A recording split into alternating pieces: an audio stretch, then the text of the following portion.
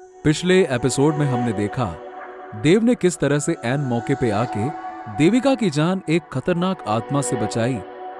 देव की रहस्यमयी शक्तियों और उसके आकर्षक व्यक्तित्व से देविका मन ही मन बहुत प्रभावित हो चुकी थी। देविका ने देव के साथ चलने की इच्छा जताई, जो किसी दूसरी आत्मा की तलाश में निकलने वाला था। अब आगे। तुमने अभी अभी बताया कि तुम किसी दूसरी आत्मा की तलाश में जा रहे थे। हाँ, जा रहा हूं। तो मैं भी तुम्हारे साथ चलूंगी। दोनों मिलकर उस आत्मा का मुकाबला करेंगे। मैं अपना काम अकेले करता हूं। ये कहते हुए देव आगे बढ़ गया। देविका की आंखों में एक चमक थी। उसने धीरे से कहा, अकेले? That we will see. Devika Dev के पीछे पीछे चलने लगी। देविका को अपने पीछे आते देख देव पलट कर बोला, देखो, तुम यहाँ की तो हो नहीं और कोई टूरिस्ट भी नहीं हो, इतना तो मैं जानता हूं। बस ये नहीं जानता कि तुम यहाँ क्या करने आई हो और आत्माओं के पीछे क्यों पड़ी हो। वैसे मेरी सलाह यही है कि तुम यहाँ से चुपचाप लौट जाओ। यहाँ बहुत खतरा है और ये तो तुम देख ही चुकी हो। तुम लकी थी कि मैं वहां पे आ गया, वरना तुम। वरना क्या हो जाता? मुझे मर जाती। देव उसे अनपढ़ी निगाहों से देखता है। उसे समझ नहीं आता कि वो इसका क्या जवाब दे। ओफो, देखो, मैं तुम्हें छोड़ देता हूं किसी सेफ जगह पर और तुम्हें अब चुपचाप अपने घर लौट जाना चाहिए। लेकिन देविका के मन में कुछ और ही चल रहा था। वो देव के बारे में और जानना चाहती थी। और अगर मैं वापस नहीं जाना चाहूं तो अगर तुम्हें कुछ हो गया तो उसकी जिम्मेदार तुम होगी। जा रहा हूं मैं, बाकी तुम समझो। देविका को थोड़ा गुस्सा आता है। वो थोड़ा छेड़ते हुए कहती है, ठीक है, मुझे कहीं छोड़ने की जरूरत नहीं, मैं खुद मैनेज कर लूंगी। देव कुछ देर तक उसे देखता रहा और फिर चुपचाप अपनी जीप स्टार्ट कर वहां से निकल गया। देविका उसे जाते हुए देखती रही और फिर थोड़ा सा मुस्कुरा दी। पहाड़ों पर सूरज जल्दी ढल जाता है, लिहाजा चारों तरफ अंधेरा छा चुका था। देव की जीप की हेडलाइट की रोशनी जंगल और पहाड़ों के बीच से गुजरते हुए रास्तों को और भी रहस्यमयी बना रही थी। थोड़ी ही दूर पे जाके एक मोड़ आया। देव की जीप मुड़ी और अंधेरे में गायब हो गई। लगभग 1 मिनट के बाद देविका भी अपनी बाइक से उतरी, उसी रास्ते से आई। उसकी बाइक भी आगे जाकर मुड़ी, पर जैसे ही उसकी बाइक मुड़ी उसे अचानक से ब्रेक लगाना पड़ा। देविका चौंक गई। उसके सामने देव अपनी जीप रोककर बीच सड़क में खड़ा था। तो तुम मानोगी नहीं, मेरे पीछे क्यों आ रही हो? मैंने कहा था ना कि चुपचाप अपने घर लौट जाओ। देविका ने मुस्कुराते हुए कहा, देखो, क्या है कि मैं बचपन से ही बहुत जिद्दी हूँ। अब जो मैंने कह दिया कि मैं तुम्हारे साथ चलूंगी, तो समझ लो कि मैं तुम्हारे साथ आ रही हूँ। That's it। देव समझ गया कि देविका की जिद के आगे वो नहीं टिक पाएगा। रात तेजी से और गहरी होती जा रही थी। देव ने इस वक्त देविका की बात मान लेने में ही भलाई समझी। उसने देविका से कहा, हाँ ठीक है, चलो चुपचाप मेरे पीछे पीछे आओ। कहाँ? कहा ना, चुपचाप मेरे पीछे आओ। ओके। खड़ूस कहीं का। देव और देविका अपनी अपनी गाड़ी स्टार्ट करते हैं और वहां से निकल जाते हैं। देव अपनी जीप लेकर एक बहुत ही पुराने गेस्ट हाउस के बाहर रुकता है। पीछे पीछे देविका भी अपनी बाइक से वहां पहुंच जाती है। लकड़ी के बने उस पुराने और सुनसान गेस्ट हाउस को देखकर देविका कुछ निराश हुई। उसने देव से कहा, ये किस भूतिया जगह में ले आए मुझे? ये फॉरेस्ट डिपार्टमेंट का एक पुराना गेस्ट हाउस है। आज रात हम यहीं रुकेंगे। यहाँ? इस गेस्ट हाउस में कोई रहता भी है? नहीं। देविका को थोड़ा अचरज हुआ। कोई भी नहीं रहता? इस सुनसान पहाड़ी इलाके में हम और तुम अकेले इस गेस्ट हाउस में रुकेंगे? देविका जानती थी कि देव ऐसा वैसा लड़का नहीं है, पर वो देव के मजे ले रही थी। देखो, मैंने तुमसे पहले ही कहा था कि चुपचाप अपने घर लौट जाओ। अब इस वक्त रात में मैं तुम्हारे लिए कोई 5 स्टार का होटल नहीं ला सकता, है ना? जो है उसी से काम चलाना होगा। और ऐसा नहीं है कि यहाँ पे हम दोनों अकेले हैं। यहाँ अंदर दयाल चाचा भी हैं। दयाल चाचा?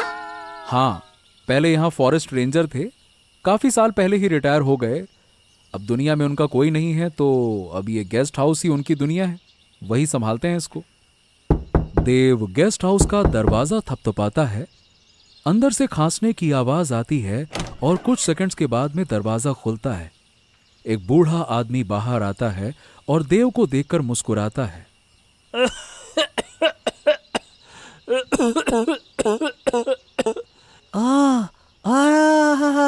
अरे भाई देव, कितने दिन से मैं तुम्हारा इंतजार कर रहा था।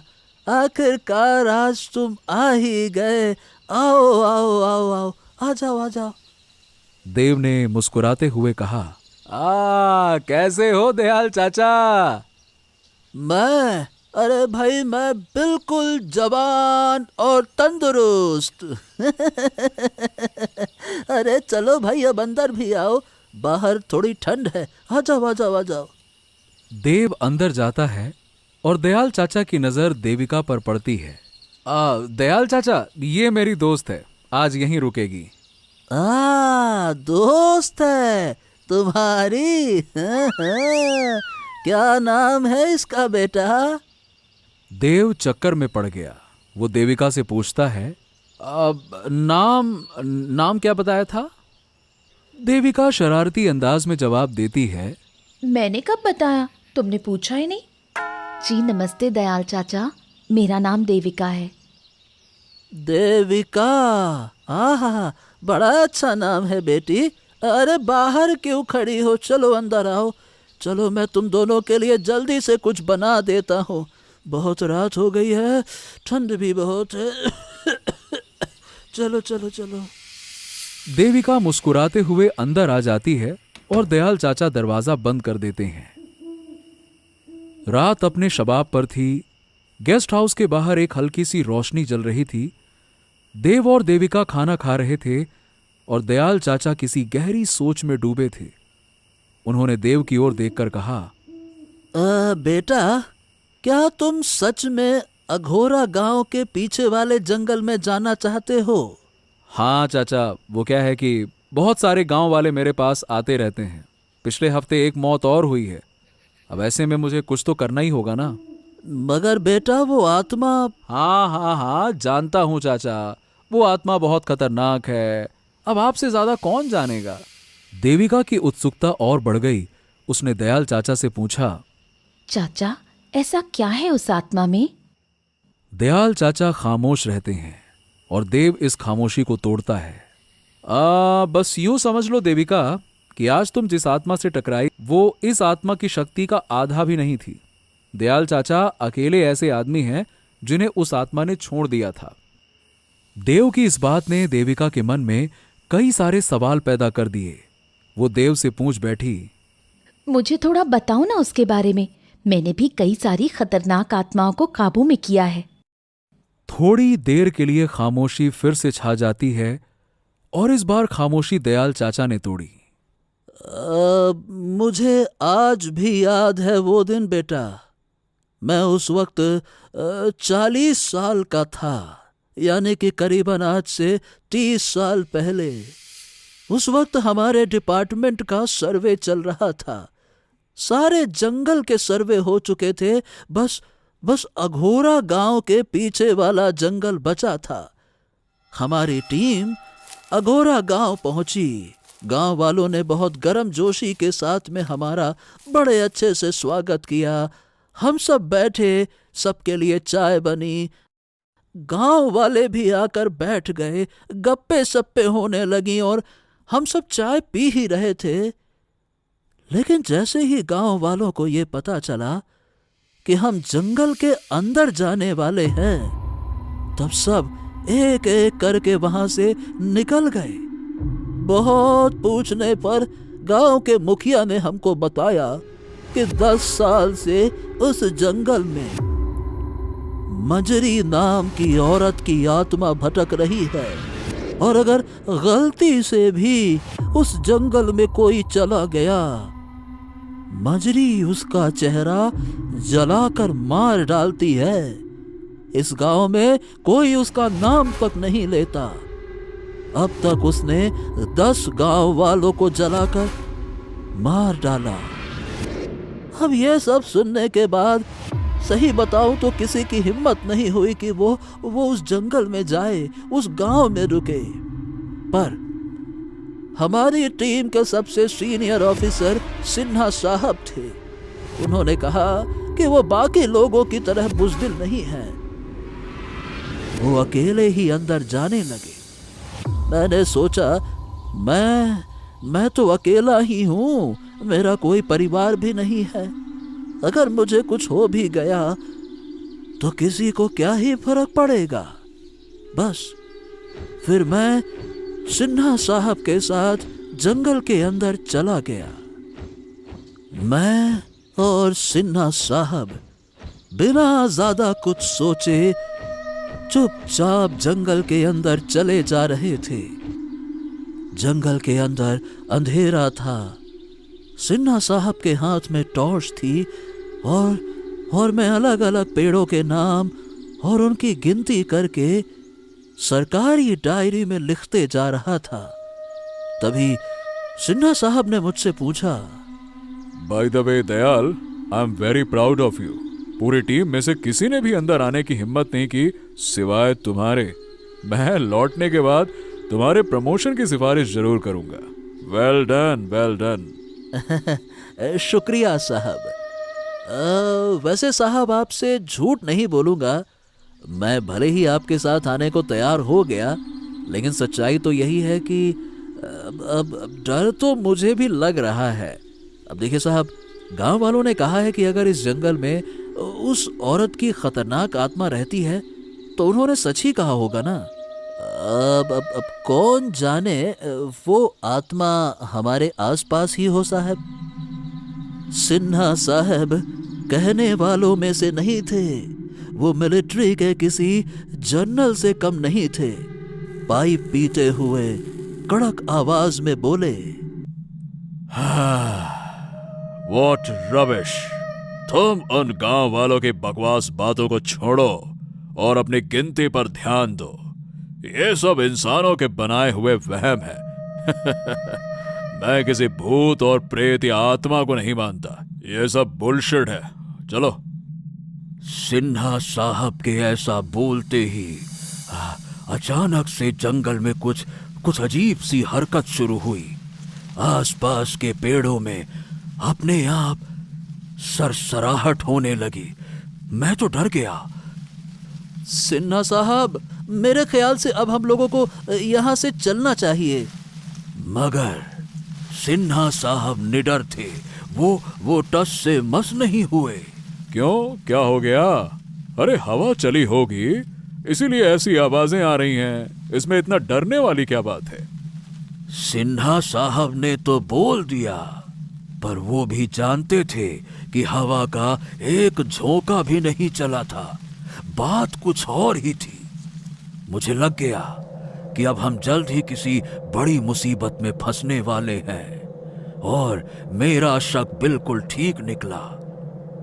सारे पेड़ अपने आप जोर जोर से खड़खड़ाने लगे, जबकि हवा बिल्कुल भी नहीं चल रही थी। सिन्हा साहब भी सोच में पड़ गए। फिर अचानक से उनकी जलती हुई पाइप बुझ गई। उन्होंने पाइप वापस जलाने के लिए जल्दी से अपनी जेब से लाइटर निकाला और पाइप सुलगाई। जैसे ही सिन्हा साहब ने जोरों का कश लिया, उनकी पूरी पाइप में आग लग गई। सिन्हा साहब के हाथ से जलती हुई पाइप जमीन पर गिर गई। उनके हाथ का फ्लैश लाइट अपने आप बुझ गया। वापस घुप अंधेरा छा गया। मैं एकदम से चिल्लाया, सिन्हा साहब भागिए, वो आत्मा आ चुकी है। भागिए सिन्हा साहब, वरना वो हम दोनों को मार डालेंगे। सिन्हा साहब भागिए। इससे पहले कि सिन्हा साहब संभल पाते, उस जलती हुई पाइप से एक चिंगारी निकली और देखते ही देखते उनके चारों ओर आग का गोल सा घेरा बन गया, जैसे कोई जलती हुई लक्ष्मण रेखा हो। मैं समझ गया मंजरी आ चुकी है। हम दोनों के सर पे मौत नाच रही थी। सिन्हा साहब ने उस जलती हुई गोल लक्ष्मण रेखा से निकलने के लिए छलांग लगानी चाहिए, लेकिन आग की लपट भयंकर रूप ले चुकी थी। अचानक आग का शोला उठा और सिन्हा साहब के चेहरे से टकराया। सिन्हा साहब का चेहरा जलने लगा। वो बेचारे दर्द के मारे चीख उठे। धीरे धीरे आग ने सिन्हा साहब के पूरे बदन को अपने आगोश में ले लिया। वो चीखते रहे, चिल्लाते रहे और मैं बेबस खड़ा रोता रहा, क्योंकि आग की लपटें इतनी बड़ी हो चुकी थी कि उनको बचा पाना मेरे लिए असंभव था। मैं जानता था कि ये सब मजरी ही कर रही थी। मैं चिल्ला उठा, मंजरे! मंजरे! तभी एक औरत के हंसने की आवाज पूरे जंगल में गूंज उठी। मैं जानता हूं मंजरी कि ये सब तुम कर रही हो, मगर थोड़ी देर के लिए जरा सोचो कि हम लोगों ने तुम्हारा क्या बिगाड़ा है। हम तो यहाँ सरकार के हुक्म से आए थे और अपनी ड्यूटी करके चुपचाप वापस चले जाते। मैं तुम्हारे हाथ जोड़ता हूँ, बंद कर दो इसे। ये आग कितने घरों को बर्बाद कर देगी। अचानक से जंगल शांत हो गया। सिन्हा साहब के बदन पर लगी आग अपने आप बुझ गई। मैं दौड़कर उनके पास गया। वो बेचारे दर्द की वजह से बेहोश हो गए थे, पर सांसें अब भी चल रही थी। उनका चेहरा कोई भी पहचान नहीं सकता था। इससे पहले कि मैं कुछ सोच पाता, अचानक से किसी के गुर्राने की आवाज आई। मैं पीछे मुड़ा और देखा एक औरत जिसका आधा चेहरा जला हुआ था मुझे घूर रही थी, लगातार घूरे जा रही थी। मैं डर गया। इतना भयानक और डरावना चेहरा मैंने कभी नहीं देखा था। वो मंजरी थी। उसने गुर्राते हुए कहा, भाग जाओ। उसने बस इतना कहा और गायब हो गई। फिर किसी तरह से मैंने सिन्हा साहब को अपने कंधे पे लाद कर वापस गांव लेकर आया। सिन्हा साहब की मौत मेरे कंधों पर कब हो गई मुझे पता ही नहीं चला बेटा। ये मंजरी है कौन? बेटा, कोई नहीं जानता उसके बारे में, और सच कहूं तो कोई उसके बारे में जानना भी नहीं चाहता। बुरा ना माने तो एक बात पूछूं दयाल चाचा? अरे बेटा, मैं भला क्यों बुरा मानूंगा। तुमको जो पूछना है पूछो। चाचा, मंजरी इतनी खतरनाक आत्मा है, फिर उसने आपको क्यों छोड़ दिया? दयाल चाचा को देविका के सवाल पर हंसी आ गई। अरे तो क्या चाहती हो बेटा, कि वो मुझे भी मार डालती है? दयाल चाचा की बात सुनकर देविका को अपनी बेवकूफी का एहसास हुआ। वो शर्मा गई। अरे नहीं दयाल चाचा, मैं तो बस। दयाल चाचा हंसते हुए बोले, अरे ये जो सवाल तुमने मुझसे पूछा, वही सवाल बेटा गांव वालों ने भी मुझसे पूछा था। हाँ, लेकिन सच कहूं तो ये सवाल तो मैं आज तक अपने आप से भी पूछता हूं।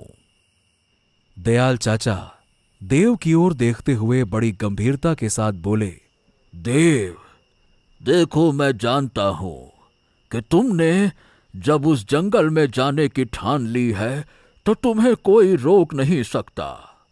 लेकिन बेटा, इस औरत मंजरी की आत्मा से बहुत संभल कर रहना, बहुत चौकन्ना रहना। चिंता ना करो दयाल चाचा, मैं सब संभाल लूंगा। वैसे मुझे अपनी नहीं किसी और की चिंता हो रही है। अच्छा सुनो, तुम उस कमरे में सो जाओ, हम कल सुबह ठीक 8 बजे निकल जाएंगे यहां से। रास्ता थोड़ा लंबा है ना? So be ready. चलो, good night. Good night. Dev, Dayal चाचा और देविका तीनों अपने अपने कमरे में चले गए। देविका को कल का बेसब्री से इंतजार था, लेकिन उसके पहले उसे कुछ तैयारियां करनी थीं। उसने अपने बैग को बिस्तर पर खाली कर दिया, जिसमें उसके टूटे हुए गैजेट्स थे। देविका अपने टूटे हुए डिवाइसेस को देखती है और लंबी सांस छोड़ती है। अगले दिन नैनीताल की हसीन वादियों में एक और नई, ताजी और खूबसूरत सुबह हुई। देव उठकर देविका के कमरे के बाहर आया और उसका दरवाजा थपथपाने लगा। कम इन। देव देविका के कमरे के अंदर आया। देविका आत्मा कैद करने वाली मशीन को ठीक कर रही थी, जिसे रतनलाल की आत्मा ने तोड़ दिया था। देव ने देविका से कहा, देखो देविका, मैंने बहुत सोचा और यह फैसला किया है कि तुम यहीं से लौट जाओ। तुम्हारे चक्कर में मैं कोई रिस्क नहीं लेना चाहता। देविका चुपचाप देव को घूरती रही। देव देविका के बिस्तर पर बिखरे कई सारे इलेक्ट्रॉनिक डिवाइसेस को देख हंस पड़ा। ये क्या है? इस उम्र में भी खिलौनों से खेलने का शौक गया नहीं तुम्हारा? अरे छोटी बच्ची हो क्या? देव की ये बात देविका को चुभ गई। वो झट से अपने बिस्तर पर कूदी और एक छोटे से गैजेट का बटन दबा दिया। देविका के बटन दबाते ही उस गैजेट से गोल गोल घूमती हुई तरंगे निकली और देव के शरीर से टकराई। देव झटका खाकर दूर जाकर गिर गया। देव दर्द से कराह उठा। आउच! ये क्या था? तुम पागल वागल हो क्या? तुम्हारा दिमाग तो ठीक है? ईएमसी मशीन का वेव अटैक था ये। इंसान ही नहीं, आत्मा को भी चोट लगती है इससे। सालों की रिसर्च के बाद इसे मैंने खुद बनाया है। तो बताओगे नहीं कि कैसा लगा मेरा एक खिलौना? देव को समझ में आ गया कि उसने देविका को कम आंक कर उसने बहुत बड़ी गलती की है। उसने धीरे से देविका से कहा, हाँ हाँ ठीक है, चलो देर हो रही है, जल्दी से तैयार होके आ जाओ, हम 10 मिनट में निकलेंगे यहां से। देव कमरे के बाहर निकल गया और देविका खुशी से चहक उठी। यस! देविका और देव जीप में बैठ गए। दयाल चाचा उन दोनों के पास आए और बोले, देव बेटा, अगर मंजरी को तुम लोगों ने काबू कर लिया तो उससे ये जरूर पूछना कि उसने मुझे क्यों छोड़ दिया था। जरूर चाचा। ठीक है, हम निकलते हैं और आप अपना ख्याल रखना। हाँ, तुम दोनों भी अपना ख्याल रखना। भगवान तुम दोनों की रक्षा करे। जाओ जाओ। ओके, बाय बाय चाचा। बाय बाय चाचा। जीप घुमावदार सड़कों पर चली जा रही थी। देव और देविका दोनों ही खामोश थे। सिर्फ इंजन और हवा की आवाज सुनाई दे रही थी। देव एक हाथ से अपनी छाती सहलाता है। देविका ने साइड मिरर से यह नोटिस किया और देविका को देव पर वेव अटैक का अब बुरा लग रहा था। उसने देव से कहा, तुम ठीक हो? हाँ। सॉरी। It's okay. कुछ देर के लिए दोनों फिर से खामोश हो गए। फिर देव ने अपना मुंह खोला। Actually I am sorry Devika, मुझे तुम्हें इतना अंडर एस्टिमेट नहीं करना चाहिए था। I am sorry. कोई बात नहीं, भूल जाओ। देव एक छोटी सी मुस्कान के साथ पूछता है, एक सवाल पूछूं देविका? पूछो। ये गैजेट्स, ये अजीब अजीब सी मशीन्स, इतनी टेक्नोलॉजी, ये सब तुमने कहां से सीखा? देविका एक पल के लिए चुप रहती है और फिर धीरे से बोलती है, बचपन से ही मुझे कंप्यूटर्स, रोबोट्स वगैरह पसंद थे। गांव में हमारी एक खानदानी हवेली थी, पर मुझे पढ़ाने के लिए पापा ने शहर में किराए का एक घर लिया। मैं, मम्मी और पापा उसी किराए के घर में रहते थे। मुझे स्कॉलरशिप मिली और मैं जर्मनी चली गई। मम्मी पापा वापस गांव में अपनी पुरानी हवेली में चले आए। फिर एक दिन सुबह जब काम करने वाली हवेली में आई तो दोनों ने फांसी लगाकर आत्महत्या कर ली थी। सब कहते थे कि उस हवेली में कोई आत्मा रहती है। मैं वापस आई और उसके बाद बस आत्माओं की दुनिया में घुस गई और धीरे धीरे ये सब मशीन्स बनाना सीख गई। देविका की ये बातें सुनकर देव को उसके लिए थोड़ा बुरा भी लगा और उस पर थोड़ा प्यार भी आया। और तभी देव की नजर एक बोर्ड पर पड़ी जिस पर लिखा था अघोरा जंगल ट्रेल। देव ने जीप का ब्रेक लगाया। वैसे देव देविका के बारे में और भी बहुत कुछ जानना चाहता था, लेकिन उस वक्त दोनों की मंजिल आ चुकी थी। तो देविका सुनो, तुम्हें बहुत केयरफुल रहना है। बस एक ही रिक्वेस्ट है मेरी तुमसे, तुम मेरे पीछे पीछे ही रहना। Got it? Okay? Okay Dev, don't worry, I will be careful, we will be a team. दोनों जीप से उतरकर जंगल के अंदर चले गए। देव और देविका पेड़ों के बीच से सावधानी से गुजरते हैं। जंगल में सब कुछ थमा हुआ था, एकदम शांत। उन दोनों के हर कदम की आवाज साफ साफ दूर तक सुनाई दे रही थी। देव आगे आगे चल रहा था और देविका उसके पीछे चलते हुए लगातार अपने गैजेट चेक कर रही थी। अचानक से एक मशीन का रेड बटन ब्लिंक करने लगता है और देविका चिल्ला उठती है, हे भगवान! देव, देव वो तो अचानक से यहाँ आ गई। वो हमारे आसपास ही है। तुम... इससे पहले कि देव पीछे मुड़कर देविका की पूरी बात सुन पाता, अचानक से देव को जोर का धक्का लगता है और वो हवा में उड़कर दूर जा गिरता है। देव और देविका दोनों ही अचानक से हुए इस हमले के लिए बिल्कुल तैयार नहीं थे। और फिर अचानक मंजरी के हंसने की आवाज चारों ओर गूंज उठती है।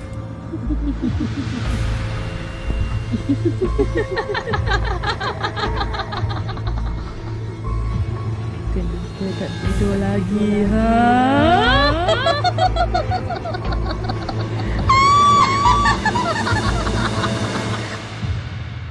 देविका समझ गई कि उसे तुरंत ही कुछ करना पड़ेगा, वरना मंजरी की आत्मा देविका को नहीं छोड़ने वाली।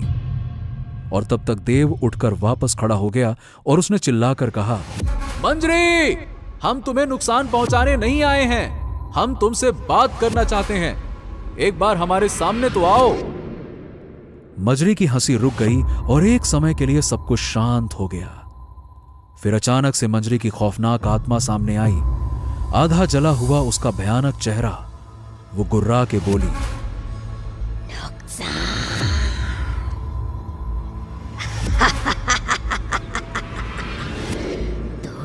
मुझे नुकसान पहुंचाएगा। तुम्हारे जैसे मर्दों को जलाकर मारने के लिए ही तो भटक रही हूं मैं। ये कहते ही मंजरी ने देव की ओर अपना हाथ झटका और अचानक से देव के चारों ओर एक आग का घेरा बन गया। देव आग की लपटों से घिर गया और वो चिल्लाया, रुक जाओ मंजरी, तुम बहुत बड़ी गलती कर रही हो, रुक जाओ। मंजरी का पूरा ध्यान देव पर था और देविका के पास में यही मौका था। वो चुपके से मंजरी की आत्मा के पीछे गई और अपनी ईएमसी मशीन से उस पर वैसा ही वेव अटैक किया जैसा उसने देव पर होटल में किया था। पर इस बार देविका का वार बहुत शक्तिशाली था। मशीन से गोल गोल घूमती हुई किरणें निकली और मंजरी की आत्मा से जोर से टकराई। मंजरी की आत्मा धक्का खाकर वहीं गिर गई। इससे पहले कि वो संभल पाती, देविका ने तुरंत अपना दूसरा हमला किया और उसे खींचकर अपने घोस्ट बॉक्स में कैद कर लिया। मंजरी की आत्मा के घोस्ट बॉक्स में कैद होते ही देव के चारों ओर लगी आग अपने आप बुझ गई। देविका के जान में जान आई और वो दौड़कर देव के पास गई। तुम ठीक हो? हाँ, मैं बिल्कुल ठीक हूं।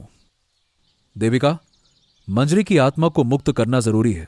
मेरे ख्याल है कि तुम्हें उससे बात करनी चाहिए। देविका ने अपना सिर हिलाया और मंजरी की आत्मा के पास गई, जो कि बॉक्स के अंदर छटपटा रही थी। मंजरी, 1 मिनट के लिए प्लीज शांत हो जाओ। एक औरत की आवाज सुनकर मंजरी किसी छोटी बच्ची की तरह एकदम से शांत हो जाती है। देखो मंजरी, एक औरत होने के नाते मुझे जाने क्यों अंदर से लग रहा है कि तुम पर कोई बहुत बड़ा जुल्म हुआ है।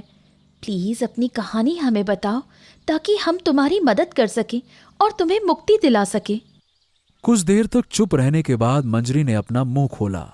सिर्फ 20 साल की थी मैं, गांव की सबसे सुंदर लड़की। यहाँ से थोड़ी दूर पर ही मेरा गांव है। बहुत ही सुंदर और प्यारा सा गांव। गांव से थोड़ी दूर पर हमारा कॉलेज था। मुझे पढ़ने का शौक था, इसलिए मैं रोज साइकिल से कॉलेज जाती थी। सब कुछ ठीक ठाक चल रहा था। एक दिन गांव के मुखिया का लड़का सालों बाद शहर से वापस आया।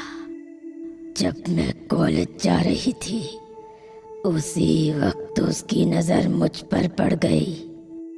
गांव में सभी जानते थे कि मुखिया के लड़के का चाल चलन ठीक नहीं है और वो सबसे झगड़ा और लड़ाई भी करता रहता था।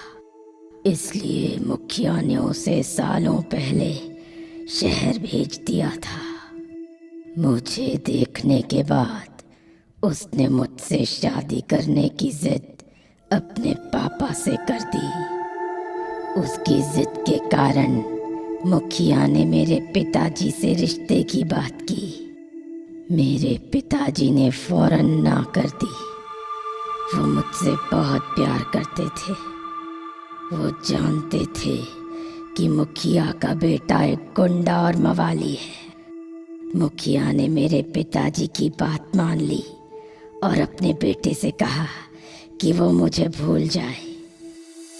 मगर इस इनकार से उसके मर्द होने के अहम को ठेस पहुंच चुकी थी। उसने मुझसे बदला लेने का फैसला किया। इसी जंगल के पास से गुजरते हुए एक दिन जब मैं कॉलेज जा रही थी तब अचानक उसने मुझ पर हमला कर दिया। मेरे मुंह पर पट्टी बांधकर मुझे जानवरों की तरह घसीटते हुए यहाँ ले आया। उसने मुझे जोर जोर से मारा और चिल्लाता रहा कि तुझे अपनी खूबसूरती पर बहुत घमंड है ना। तेरी हिम्मत कैसे हुई मुझे ना करने की। इसके बाद उसने मेरे चेहरे पर तेजाब उड़ेल दिया। मैं दर्द से चीख उठी। मेरा आधा चेहरा जल गया। मैं दर्द से इतना तड़पी कि मेरी चीख कोसों दूर तक सुनाई दे रही थी। वो डर गया कि मेरी चीख सुनकर कोई इस तरफ ना आ जाए। उसने तुरंत मेरी गर्दन दबाई और तब तक दबाता रहा जब तक मेरी जान न निकल गई। देविका और देव दोनों ही इस दर्दनाक कहानी को सुनकर बेहद दुखी थे। देविका मंजरी की आत्मा के पास आई।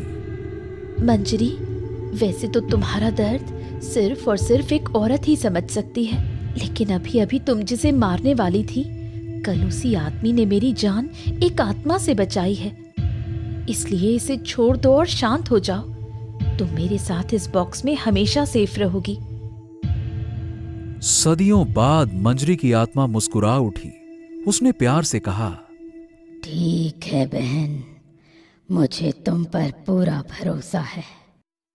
ये कहते ही मंजरी की आत्मा उस घोस्ट बॉक्स में शांति से विलीन हो गई। देव देविका के पास आया और बोला, जान बचाने के लिए शुक्रिया।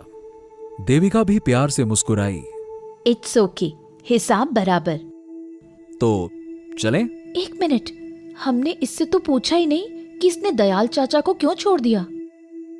दोनों एक दूसरे को कुछ सेकंड्स तक देखते रह गए, जैसे वो समझ गए हों कि कुछ सवालों के जवाब सही वक्त आने पर ही मिलते हैं। वो दोनों वहां से चले तो गए, लेकिन उनकी आंखों में यह साफ साफ झलक रहा था कि वो दोनों किसी दूसरी कहानी में फिर से मिलेंगे। दोस्तों, कैसी लगी आपको ये खौफनाक और रोमांचक कहानी? नीचे कमेंट करके जरूर बताइए। और अगर आपको ये कहानी पसंद आई तो लाइक, शेयर और भूतनाशक पार्टी को सब्सक्राइब करना ना भूलें। हर शुक्रवार हम लाएंगे एक नई हॉरर स्टोरी, तो तुरंत बेल आइकन को दबा दें ताकि ऐसी ही हैरत अंगेज कहानी आपसे कभी छूट ना जाए, क्योंकि डरोगे तभी तो आगे बढ़ोगे।